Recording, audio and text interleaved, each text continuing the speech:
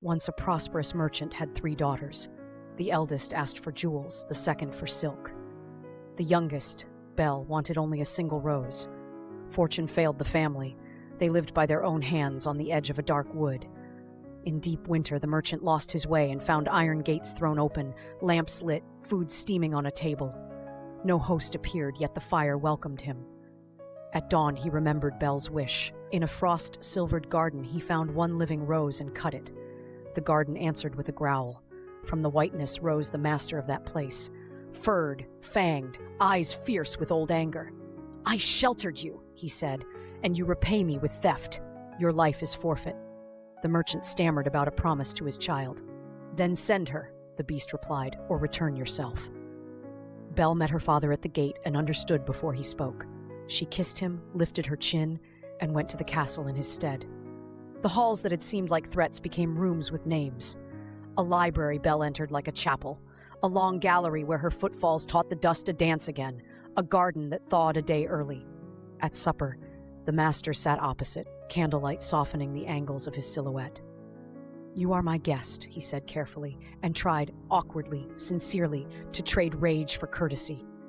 Sometimes he failed and apologized. Each evening, when plates were cleared, he asked, "Will you marry me?"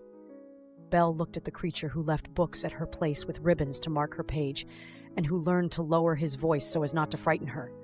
"Not yet," she said, "but thank you for dinner, for the walk, for listening." The refusal, given kindly, became their nightly custom, and something in the castle eased. In a forbidden wing, a glass bell jar covered a rose that shed petals one by one into silence. "It keeps time," the beast said when she asked, "for a spell I deserve." He would say no more. He did, however, place in her hands a mirror that showed distant truths. One day the mirror held her father's face, gray, gasping. All courtesy fell from Belle like a cloak. "I must go." The beast closed his eyes and gave the only answer love could give. "1 week," he said, pressing the mirror into her hands. "Then come back." Home filled quickly with clamor. Sisters who had once measured love in silk measured it now in gossip and delay. The week slipped by. On the 7th night, a dream broke over Belle like cold water. A garden, a couch of moss, a great body still among fallen petals. She ran through the forest and the castle opened to her like a held breath. She found him by the rose.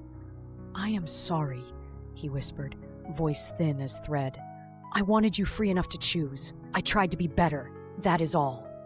Belle took his cooling hands. "You were," she said, "and I choose." The last petal fell and did not land. Light struck like a bell. Claws receded, limbs lengthened. A face emerged she had not seen and yet knew, for it wore the same careful gratitude she had watched grow across nights of practice and apology. Servants rushed in laughing, shaken back into human shapes from cogs and candlesticks and sighs. Winter lifted from the hedges. The fountain remembered water. They did not pretend a spell could promise the rest. What they had learned was plainer and harder. Kindness is not weakness. Patience is a strength, and love is a daily verb. Letting another finish a sentence. Apologizing before pride does. Keeping some doors closed until trust can open them. Opening them together when it can. The glass rose was gone. A garden of real ones grew in its place. Later visitors spoke less about gold than about the library, and how the prince's laughter still sounded like a beast trying to be careful with the world. Belle smiled at that. It meant the lesson had taken root in them both. Appearances can charm or frighten, but character feeds you through winter.